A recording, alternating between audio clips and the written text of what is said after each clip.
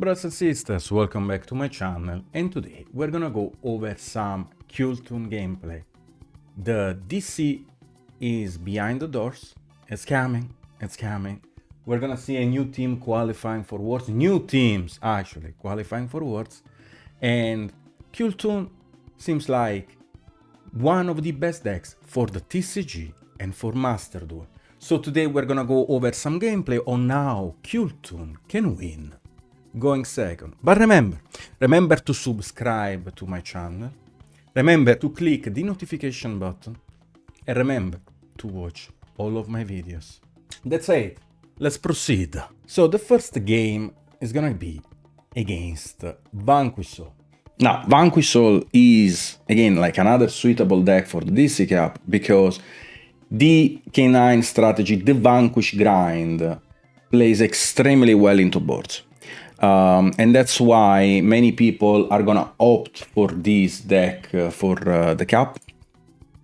So my end is Veiler, Fuwalos, and the triple Kewls. We got a mix, a clip, and a Reco. The opponent is gonna start Madlov. I mean, that's a solid start.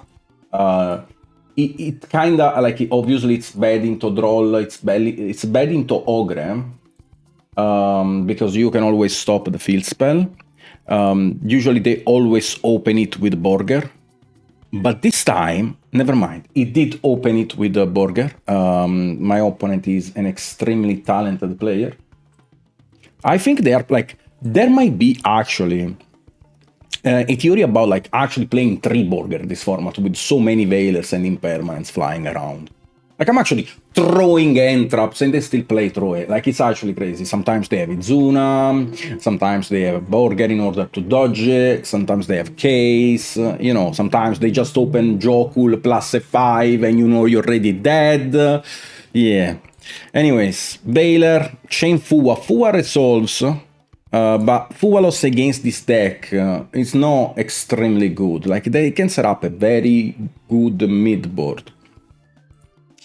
Madlov resolves at start, activate start, and on the activation of start, activate clip, because I want to clip and ship it. I'm just trying to avoid him to get access to Olisu, and that's why I'm doing that.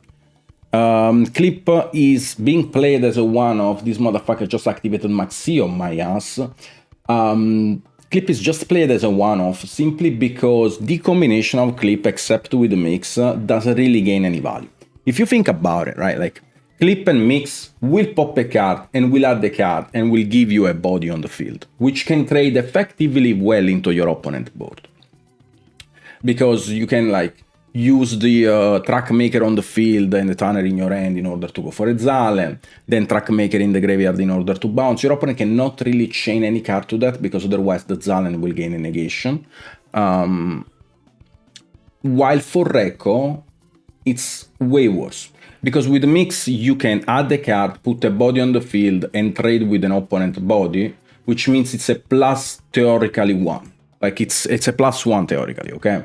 But for Reco, yes, you do pop a spell and trap, which usually does not really come up, and you negate an opponent card. But usually you don't pop the spell and trap, which means that it's a neg1 in terms of card advantage, and also you put a body on the field that's usually easy to deal with, especially in the TCG with the presence of Spark. A card like RS doesn't really gain any value a lot of times. There are only, like, very clutch scenarios in which a clip for RS makes sense. This one is one of those. Okay, so we go for the clip, we clip and ship, RS, and we pop with Reco. The field spell, he draws 2, motherfucker. Okay, and the clip is gonna snipe from his extra deck, Chain Burger in order to draw, because, like, we knew that he had the Madlov. And then we're gonna banish Saruya. Okay, that's actually not an full banish, because sometimes they do get into Saruya in order to get a Vanquish rotation out of the K9, and he has Jokul plus Izuna. Jokul is gonna add the Lantern, Ole, Fiesta. And then he's gonna summon the Lupis from the graveyard, and then he's gonna XC summon into Jax. Jax in order to clear my RS, which makes sense, or like yeah, like that makes sense. He clears my RS, then he goes for Stake Your Soul, reveal Ash Blossom. He's gonna summon Raisin, he has Ash Blossom, I hate this dude. Activate Raisin, add Olisu, now he got Olisu in rotation. I don't know why he went for Rock of the Vanquisher, but he did go for Rock of the Vanquisher. So then I draw an Ash Blossom, he's gonna add back the Raisin with Rock of the Vanquisher, and then he's gonna special summon Lantern, which means that he's gonna try to give me another draw for an Ash Knight. Lantern adding Case seems like the most troll shit ever. I hope that he actually just already has the quick play in hand, because otherwise he's actually trolling.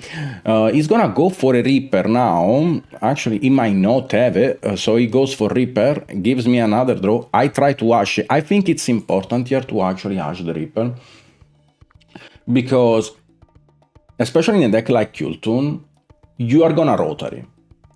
Your opponent is gonna try to hold the Reaper as much as possible so that he can negate the Rotary, and also he has already Jax on the field, so he doesn't have to get rid of the Reaper on the field, which means that this Reaper is always gonna trade with my Rotary, and Ash Blossom doesn't really help me because he already has everything in rotation. So him resolving an Olisu from deck, it's not gonna happen, because he's gonna probably go for a steal into a Caesar, like bounce back special summon Caesar pop, and that's why the Ash Blossom here makes sense, because I am forcing this Reaper to be activated in order to negate the Ash so he can set the quick play, which makes sense from his perspective. So he goes for that, he negates, adds Izuna, and then sets the forced release and phase. Discard, like, for end sides, Dimensional Shifter, okay. Draw phase we're gonna maxi, because we know that he has Ash Blossom. We want to bait the Ash Blossom. I cannot get more engine than this anyways. If I start drawing cards, maybe Entraps, maybe more quick plays, but that's extremely unlikely in my opinion, to get more quick play in rotation, which would be extremely good for me. But then how am I trading this Ash Blossom? I'm probably trading this Ash Blossom with a Kewl Tune Synchro, because he's not gonna deal, like, he's not gonna Ash any of those names, because he doesn't really care about it. What he cares about, I think, is just KTS, is just like Synchro Overtake, Duelist Alliance, that's another one they can go for, but I don't think he's gonna try to Ash anything else. And that's why I'm extremely scared of cause of that, and that's why I'm shotgunning the max in this scenario. He goes Ash Blossom, and now, like, after he goes Burger, let's analyze the board state. So, board state situation. If I use Rotary, he can pop, right? Because it says, if an opponent activates a monster effect in the end or graveyard, they can touch a material from this card that target a monster on the field and destroy it. So he has already one pop, and that's the state of the board state in terms of this. And then we got a quick play that's gonna be a 2 negation, right? So we have like 2 interruptions, right? Like, he's gonna deal with a body on the board and a card in my hand. Okay, and depending on how I play, the card in my hand that it's gonna banish might actually matter or not. Then he has a Lupus in the graveyard. No, a Lupus is under the Jax, which means that it's another interruption, right? Like, he got a 3rd interruption, because with this, with a 5 in his hand, can make a XYZ 5, which is usually gonna be Nash. Right? It's gonna be myself. Alright. So usually he's gonna summon Nash from this situation. And then he's gonna steal another body. So that means that he has a way to deal with the 2 bodies. Not really, because he can also Rock of the Vanquisher for Mad Love or Raisin, and he can get a spin. And he can bounce a 3rd body. After that, or he can go for a Raisin in order to grab the Caesar, and he can deal with a 4th body. So he has a way to deal with 4 cards on the field. Now, if I take this in account, I should scoop the game, right? Like, because what am I supposed to do? if he can deal with the 4 bodies, the best push that you can create with the Kewl Tune is a 4 body rotation. That's the best push on the field, by the way, like, because it's two is normal summons, 1 is extra normal summon from the field spell, and then overtake. That's the 4th body, assuming that I have overtake. But some of his interruption will depend by sequencing. And that's what I want to mostly focus about. It's about sequencing, because it's not only about how you sequence, but it's also how you sequence into the opponent board. That makes a huge difference.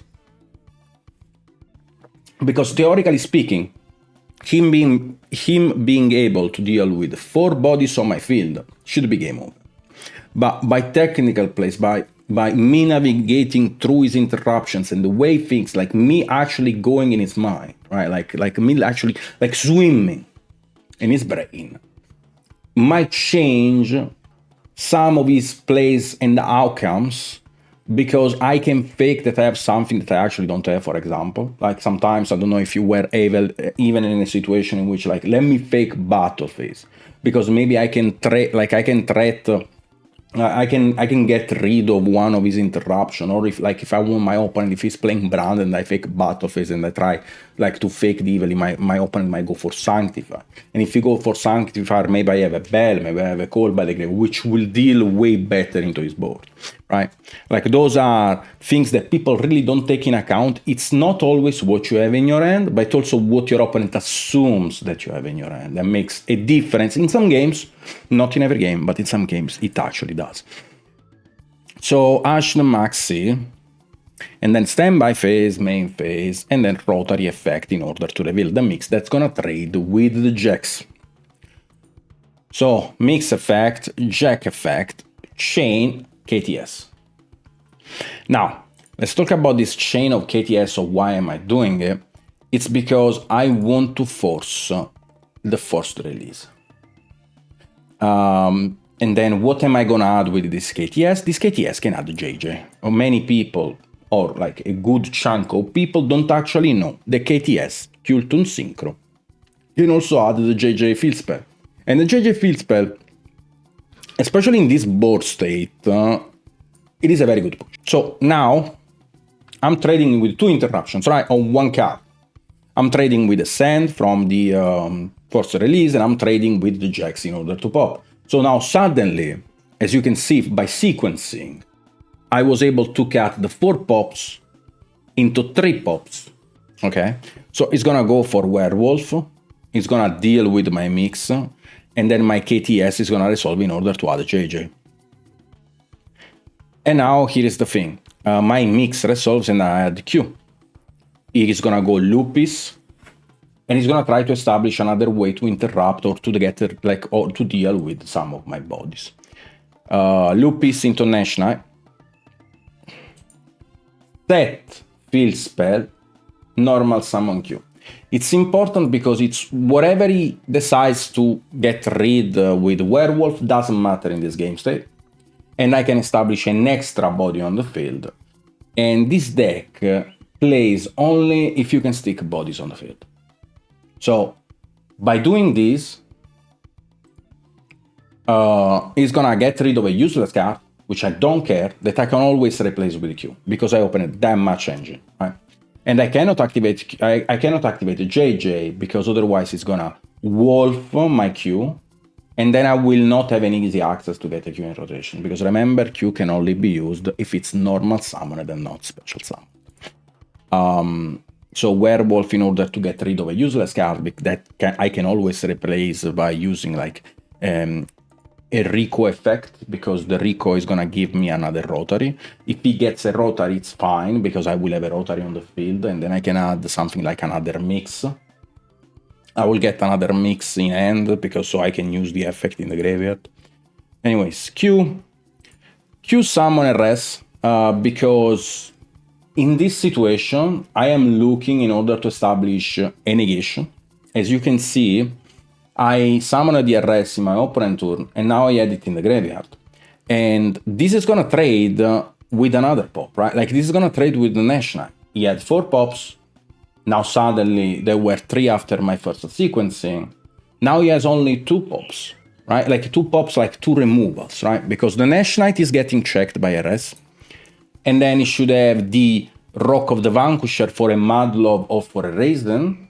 But this column is free, so now it's 1 pop because he can only get a Caesar, but could still get the Madlov if he already has the Caesar in hand, which I did not see the Caesar in his hand, which means that the Madlov can check with what?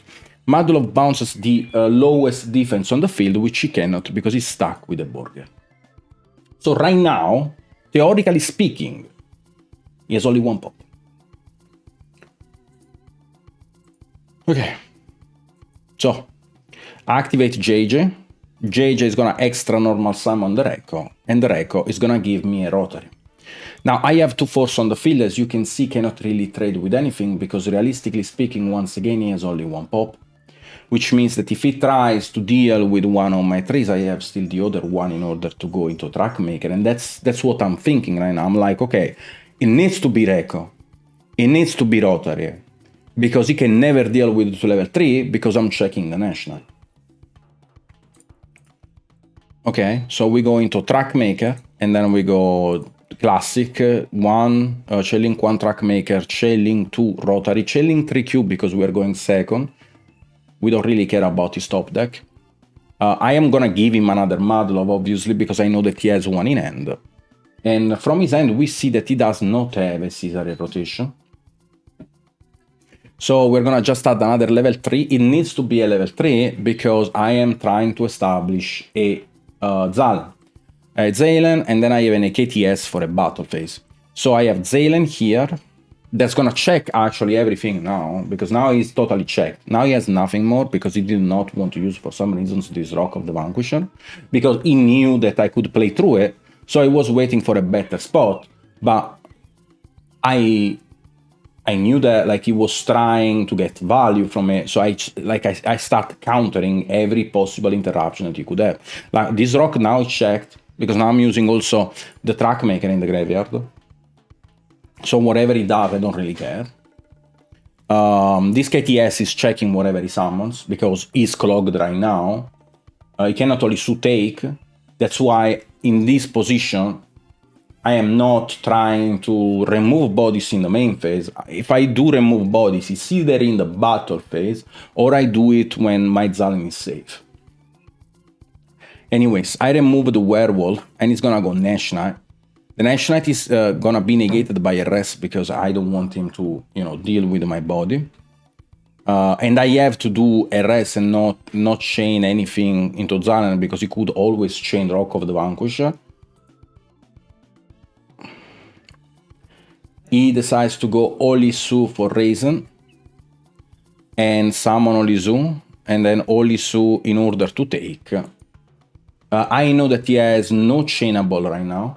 He actually doesn't have any chainable, and if he I guess it's Zuna, but it doesn't matter, because that means that he can never take. So I chain KTS, chain Zalen in order to negate. He could have went maybe for Izuna, because there is a weird ruling in which like the monster would go to the graveyard by mechanic. I do believe so. And we get rid of my Reco. I add the mix, and then I use the Zalen and the Reco in order to make back-to-back. After that, I can use Reco effect in order to pop. It doesn't you pop it just to unboost the Reaper. The quick play is always gonna be set anyways at the end of the battle phase after I battled one of his canines, so might as well just remove the boost. Just makes things way easier for me. He's gonna go actually Rock of the Vanquish on Resolution, and I'm gonna summon back the Trackmaker. And with the Trackmaker and the mix, because I envision this entire sequencing, I'm like, okay, so if he ever used Rock and he tries to pop, I can always establish a very early loudness.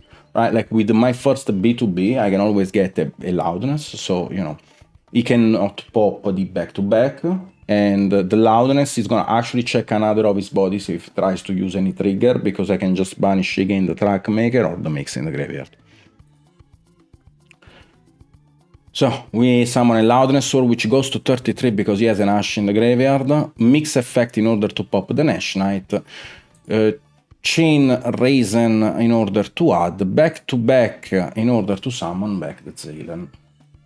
I don't really care what he has, I care whatever he tries to summon the Caesar. So he's gonna go for values. And then Mix is gonna pop. He goes Caesar on Burger. Obviously it does not make any sense, but it really doesn't matter because I have a Loudness Sword that can banish the Track Maker in order to bounce the Raisin. Because Raisin can protect itself from destruction by revealing a fire monster in his hand if I banish Mix. But I'm never gonna banish Mix if you target Raisin. I'm just literally just gonna banish Track Maker in order to bounce it back, and the values will fizzle. So I just go Loudness in order to pop the Burger.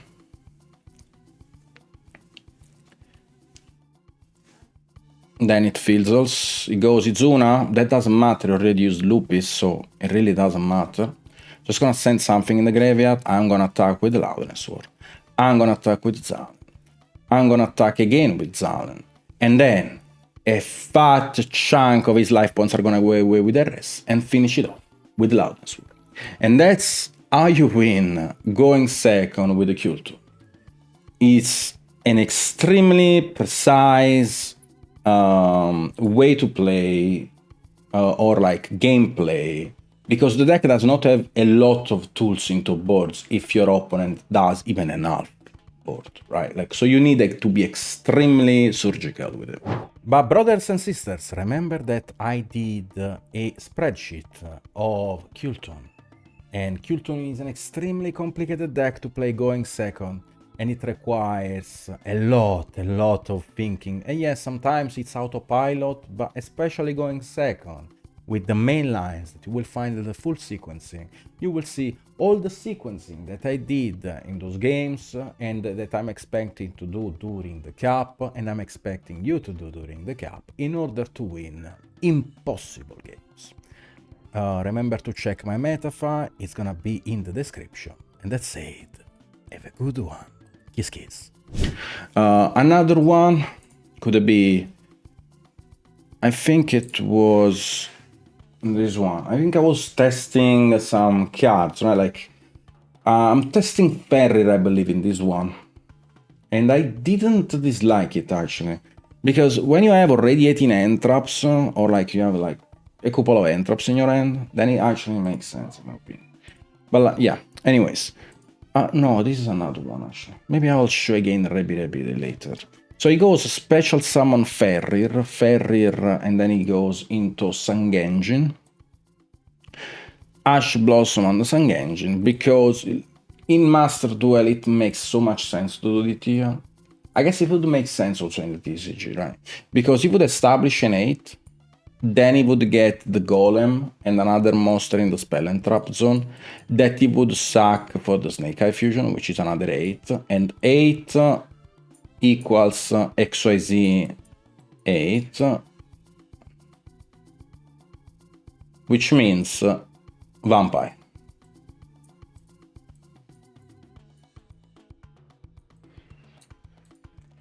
So Vampire is an extremely strong card.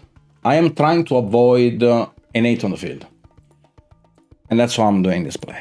Anyways. So Ash the Sangengine, he goes Ferrir in order to add. He's gonna add another copy of Ferrir, which means there is no Unicorn. He actually drew the Golem, that's sad. He goes for the YuGiOh Temple, and then you activate the YuGiOh Temple. To put 2 in the scale, the Ferrir and the another Golem. It sucks both for the Doom Dragon, and then he can link away, and he decides to go for an SP. Fortunately, he had no Pinsmith cards in the extra deck, which is likely for me. Then he uses SP in order to banish Ash Blossom. Set. Pass. And now you would be like, okay, Nash, this seems an extremely easy game. No, it's not. No, it's not. You can lose this game on the first action, actually. Now, think about it for, like, look at my graveyard. I have nothing in my graveyard, so my Duelist Genesis is totally dead, right? And he has an SP and a Ferry and 2 unknowns. He set 2 cards, okay? There are only a few cards that can...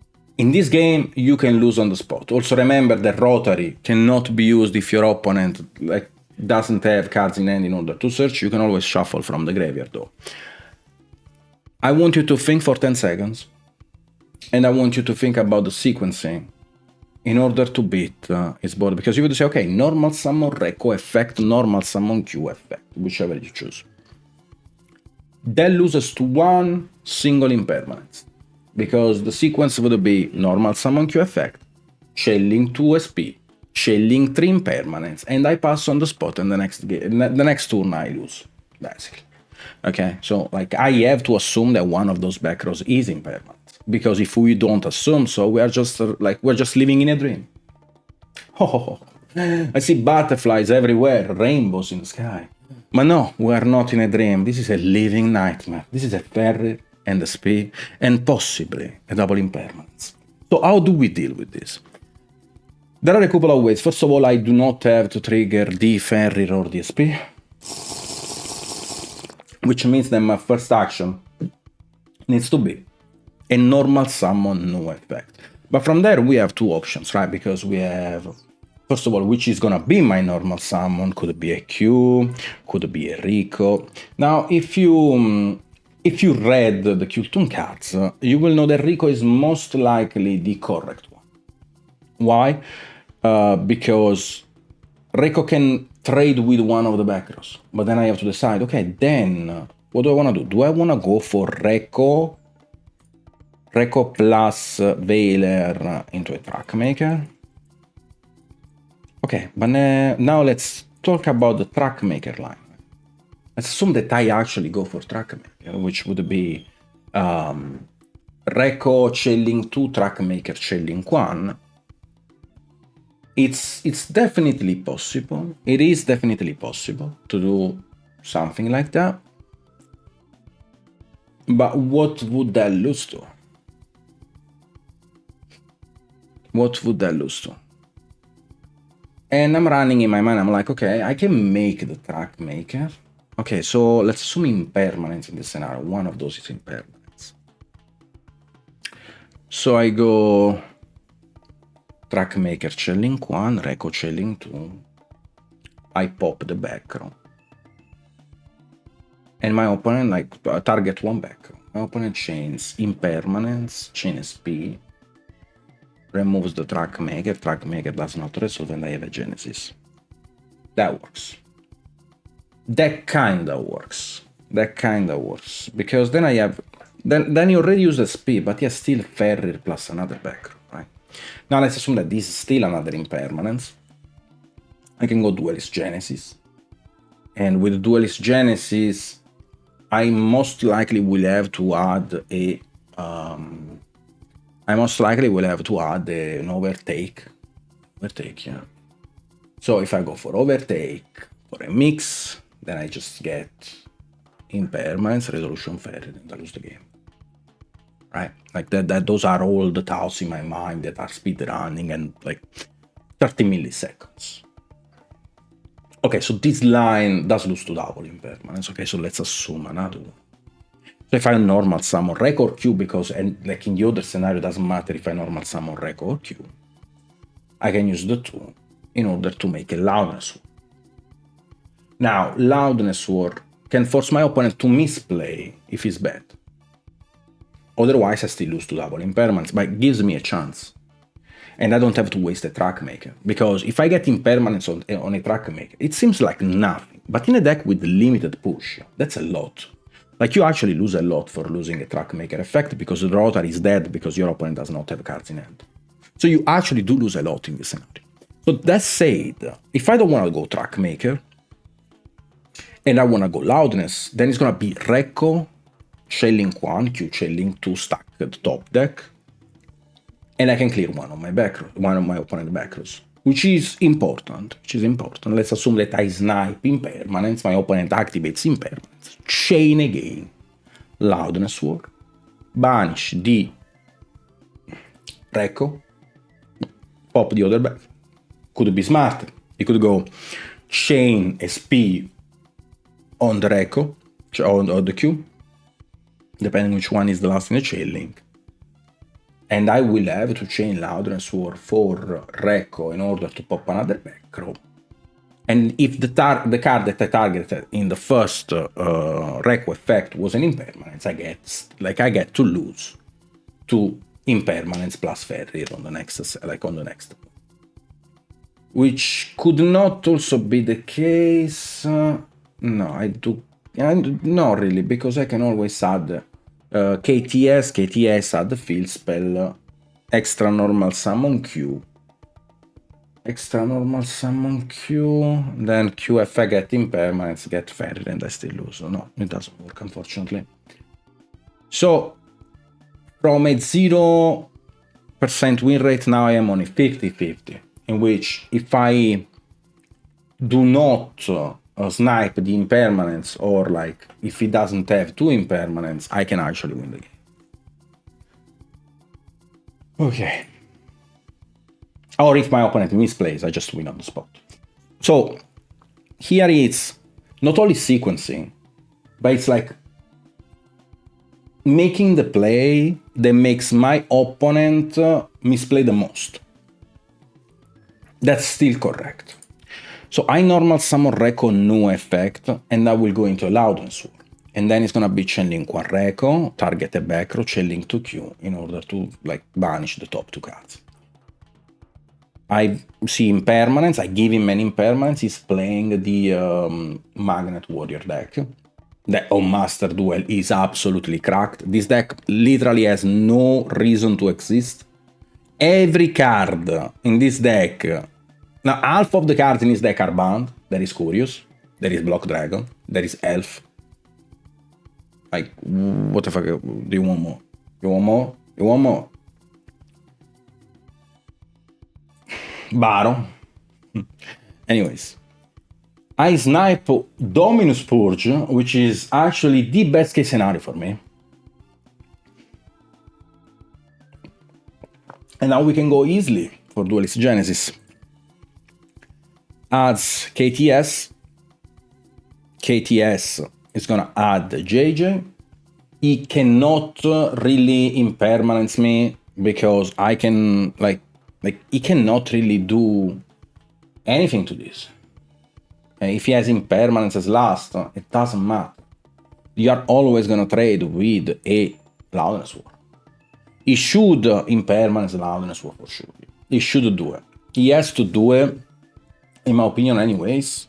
Like if he has an impermanence in the spot, you probably are still supposed to do it.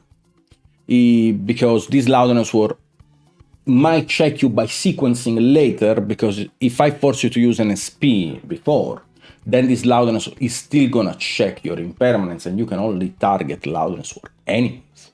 So you should use the Loudness War, because that prevents an SP on my normal summon or Ferrier resolution. Activate JJ, extra normal summon the Q, and then Q effect. Summon mix effect, chain SP, target the Loudness War. And as you can see, this Loudness War is now trading very favorably into the board because my opponent did not sequence correctly. Right? Because now this SP is targeting my Loudness War, but now my Loudness War can check a possible impermanence, something that I'm reading that's an impermanence, because he didn't do anything. It's not another purge. Because otherwise he would have probably kept it in hand as well, like he would have set one, kept the other one in hand. It has to be impermanence in my opinion. Could it be a droplet maybe a droplet, but that's about it. If it was droplet, he would have used it on Q, but it did not, which means that I'm actually reading an impermanence in this game still. Which means that this SP is gonna check the Loudness War, and the Loudness War is gonna check the last back row that cannot be used, because there is a Loudness War on the field. So Loudness War is gonna banish the Reco, is gonna target the back row with the Reco, and he had impermanence, and I will have lost on the spot if I try to play like a brain dead, like a monkey.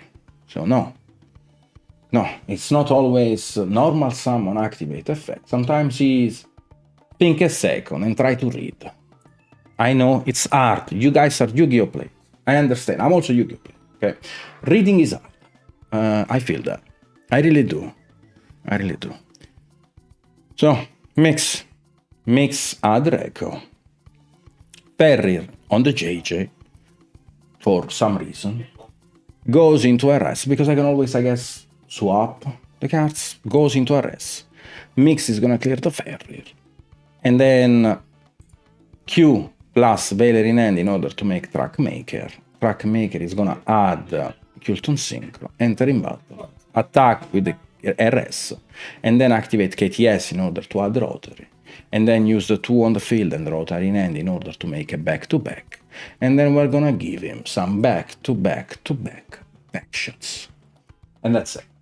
Now, let's move on the last one, just to show you that, again, those are, like, you need to understand that this deck does require a lot in order to, like, those are, like, it seems easy, but especially with a deck that has limited pushes, you need to play surgically. So now let's go. We're going second, and our end is poo-poo. We have double mix, double Ferrier Desire. I was testing Ferrier during this period. And this was very likely because our opponent is playing Magnet Warriors. Like, when I see another Emancipator Researcher, it's not Emancipator. It's always Magnet. Okay? So, our opponent starts with a solid Researcher, and we see a solid, extremely solid Barrier Statue. It's gonna hit the field, then he goes into the Fusion Conduction Warrior Plasma Magnus by using a Block Dragon and Magnet Warrior Sigma. Now you guys need to understand that the only way to win against this deck is by cutting the access from Block Dragon. He already opened the Block Dragon. I'm cooked. I am cooked. Okay? So he goes for Conduction Warrior Plasma Magnum. And then he's gonna use the effect in order to add the Quick Play Magnet Bonding. And then he's gonna use Bonding in order to add a Conduction Warrior Linear Magnus motherfucker.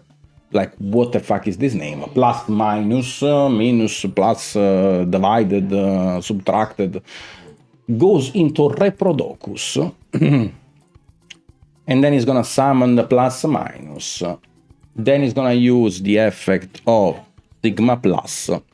He's gonna, Sigma Plus in order to summon back the beta, which I actually think is correct most of the time. Send beta, actually, now that I think about it. Like, I was gonna discuss it out as well. I think sending beta is probably the best one most of the time. Well, anyways, goes into beta. Beta effect is gonna add the Epsilon, I believe.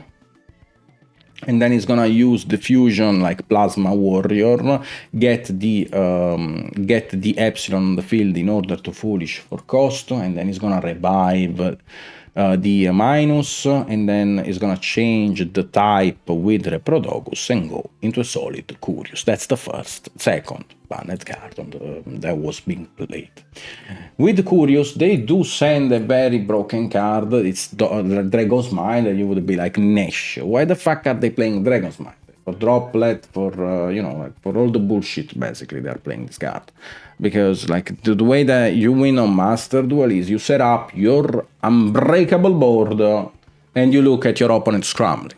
But with the Dragon's Mind, sometimes, like, without Dragon's Mind, sometimes you might actually lose. Like, it's a very rare thing that's gonna happen. Like, you actually losing the game. But with this card, it ensures and like secures your end board, basically. And that's basically why they're playing Dragon's Mind, fucking terrorists. Anyways, mill 3 with Curious, summon back the Block Dragon, and then we go into a cross ship. The cross ship is pointing to diffusion, and then we're gonna resolve our Block Dragon. That's gonna add basically dead cards in this scenario because you opened everything, double beta plus Cartorin. It's gonna special summon another researcher, go into Naturia Beast, and then it's gonna use cross ship in order to summon back the statue, use the ship and the epsilon in order to make Stone Trooper, then it's gonna banish the minus and the plus in order to get into Delusion, summon back the block. No, it doesn't summon back the block dragon, it's just gonna set the dragon's mind and chill. Okay, and now it's my turn. Let's talk about it for a second. So he has a pop, infinite spell negations, and a card that can only be used in chain to a monster effect. So basically, the Ferrir is gonna be summoned. I'm gonna attempt to go into battle. I cannot use Ferrir effect to add because we'll get checked by the Delusion. We don't want that, because if he uses Delusion, then I actually lose the game, because the second Ferrir is gonna get popped by the Stormtrooper, which means that I cannot play the game because of the barrier statue, because remember, this is a flute gate. So my game plan right now is basically I special summon Ferrir, no effect. Attempt to enter in battle. In the main phase, he has to use Stormtrooper because it's only during the main phase in order to pop, and then I get into the second Ferrir situation, which is gonna out barrier statue, and then we can try to play the game in main phase 2. Special summon Ferrir, it goes for the Stormtrooper, he pops it, special summon Ferrir, attempt to enter in battle phase, attack over the barrier statue, and then on the declaration of attack, my opponent decides to go for Delusion. Now, Delusion has a secondary effect. It has the pop effect, but it has also the revive effect from the banish pile, and one of them is Sigma Plus, and then the other one is Sigma Minus. Now, Sigma Plus does have a very peculiar effect that says, while your opponent controls an Earth monster, you choose the attack targets of your opponent. Now, let's talk about it for a second. If I banish the statue, I can banish just the statue in this position. I can just like say, okay, Ferrir banish the statue, main phase 2. I can do that. He has just one more body on the field. Why? Because if I banish the Sigma Plus, I can simply keep attacking over the statue. And I cannot banish the Naturia Beast, because if I banish the Naturia Beast, my opponent can simply redirect the attack over like a Sigma Minus with Ferrir, because it's an Earth monster. And by controlling an Earth monster, he can decide the attack targets. Or he can decide, it's probably just better to go over the fusion, obviously. Like he's gonna redirect over the Magnum something. What's the name of this shit? Conduction Warrior Plasma Magnum. I can do that. Okay, so I cannot banish Naturia Beast. Because you could say, okay, banish the Naturia Beast, attack over the barrier statue. No, that's not how it works, unfortunately. I can only decide to out one of those, and the priority right now is the barrier statue. So if I wanna clear the most bodies, I can get rid of this Sigma Plus, which is a one-off, by the way. It's a one-off, and it does two things. By banishing face down the Sigma Plus, it does two things. First of all, the Delusion cannot be summoned back anymore, because the Delusion, in order to summon it back, you have to banish one Sigma Plus and one Magnet Warrior Sigma Minus, but they only play one copy of this, and by banishing it face down, that means that I will not have to deal with the Delusion ever again. While if I simply just banish the barrier statue, I will have just like to go in main phase 2, and those two are gonna stay on the field. We don't want that, because again, the more bodies he has, the worse he's gonna get the games at the next turn. So, yeah, I decide to banish the plus and keep attacking over the statue. And then we are in main phase 2, normal summon mix effect, add rotary. Use the 2 mix in my hand in order to go into a track maker, and then track maker shelling 1, mix shelling 2, we're gonna clear the Naturia Beast. After we clear the Naturia Beast, that means that our desire is live, our track maker is resolving. We're gonna add a KTS. I wanna add the KTS here and not a monster, because I have to resolve this desire. And I'm extremely scared of banishing multiple KTS. Activate Pot of Desire. banish 10, draw into 2 more cards, and this is basically the reason why in the next variation of the deck, Desire is gonna be at 1. And then I'm gonna use the Track Maker and Ogre in my hand in order to make a Zalen, and then Track Maker is gonna check one of the back row, and the back row that I decided to check was the Dragon's Mind. Now Dragon's Mind is dead, but if I bounce it, it gets banished, and that's why I basically went for it. And also because my next summon is gonna be an SP, which is gonna check the last back row. I don't want to bounce cards that he can use in the next turn. I need to win the grind and clear his board, basically. So we go for SP. SP is gonna check the last back row. That's a cross out, that's very fun. He calls Fuwalos Chain KTS for fun, because like I was gonna use it on resolution anyways. Add the Q. Now we have a Rotary for a Q, and if you look at my banish pile, it's extremely bad because I banished JJ, and I banish double Rotary, which will come in clutch later, actually. Rotary effect is gonna normal summon the Q. Q effect in order to summon from the deck a copy of Rekko. Rekko is gonna resolve to add the mix from the graveyard. Then we're gonna use the Q and the Rotary in order to summon a Track Maker. I add from the graveyard because I wanna keep names in the deck, first of all. It's better top decks to top deck a name. And I do not want to run out of targets for KTS. So Rotary Chainlink 1, Q Chainlink 2, I don't care about his end, I know basically his end. We're gonna just banish the Analyzer. He reveals the double beta and the shitter level 2. I add another KTS because that's all I have. We establish a remix, set 1 card, and pass. Now, the Dogran, like, it doesn't really do shit in this position, and also gets checked by the SP. And I think I'm trying to clear the conduction at some point. So I'm gonna go remix, add the mix, special summon Rekko, use the Track Maker and the mix in order to make Loudness War. And then I'm gonna go Rekko Chainlink 1, Track Maker Chainlink 2, mix Chainlink 3. And I'm gonna clear basically his bodies. I think I want to remove a 4 to... no, I'm leaving this up, okay. Then I add the clip. Here I actually use KTS because I thought that I had a Rotary in the deck, which would make a back-to-back. That was not the case, which means that was bad. And my name, yes, it's Good Boy. Goodbye. Now, remember to be good boys and just subscribe to my channel, ring the bell, and get a notification every time I upload a new video. Goodbye. Anyways, stand by main.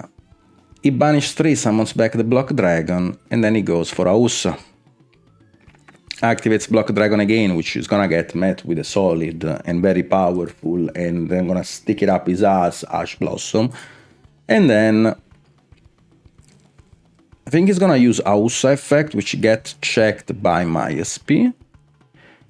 Because again, like, it's so underrated to utilize the battle phase in game states. Like, they actually think, okay, I have to play in main phase 1 and I only enter in battle phase after I clear everything and then I attack for game. No. In a lot of scenarios, you guys will have to play the grind. And I know it's scary. Trust me, I know it's scary. But that's what you have to do in order to win in a lot of situations. Anyways, SP checks the Aussa, and then he summons back Block Dragon, normal summon beta, get clipped, so clip and ship it. With those two, with Rekko and clip, I summon a Crackle, because I know that he has very limited options in his extra deck, first of all. He's trying to get a fusion in rotation. If I banish both the fusions, he has no grind. He already went for Aussa. He already went for SP. There is no level 2, so there is no elf. He does not have any link 2. If I just banish all the fusion in his extra deck, it does not have any play, because I know everything. Knowledge. The knowledge is a very powerful thing, especially when you resolve a rotary. Anyways, Chainlink 1, Chainlink 2 clip, we banish Baron de Fleur, useless, we just get rid of the fusion, the last fusion.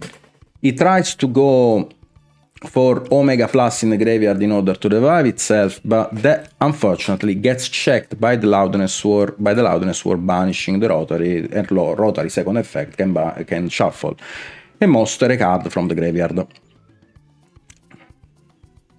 So shuffle back the Omega Plus. He goes extra normal summon. That doesn't do anything again. He doesn't have links. He just summons a Conduction Warrior linear, boosts the attack of Block Dragon. Okay, he attacks over my Crackle, which is gonna summon back itself, and I'm gonna clear. Actually, I don't think I had time to banish from his extra deck. I think I was left like with 2 seconds on the timer, because like again, like this was a very long grind. But I knew what his extra deck was, and I knew that he has no endboard. So he just makes again Stormtrooper. Stormtrooper is gonna boost the attack, go in end phase, but the Stormtrooper gets checked by my SP. That's why I say that he had nothing. Normal summon Q effect, summon back the Zalen, use the Zalen and the Q in order to make a B2B. Q effect in order to stack his top deck once again. Go into overtake that I top decked but then never mattered. Go mix in order to add Reco. Use the 2 in order to make a solid RS. And then after mix effect on the Stormtrooper that gets checked by my SP, I can simply enter in battle phase and close the deal.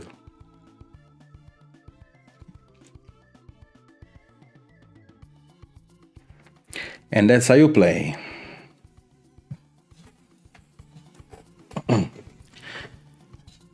And that's how you play at a world champion level. So I'm always expecting better from you guys. And I hope to get more games like this in order to feature those on my channel, so I can explain more intricate and complicated scenarios, because this is what makes me happy. That said, I wish you all a wonderful day, and I'll see you next time.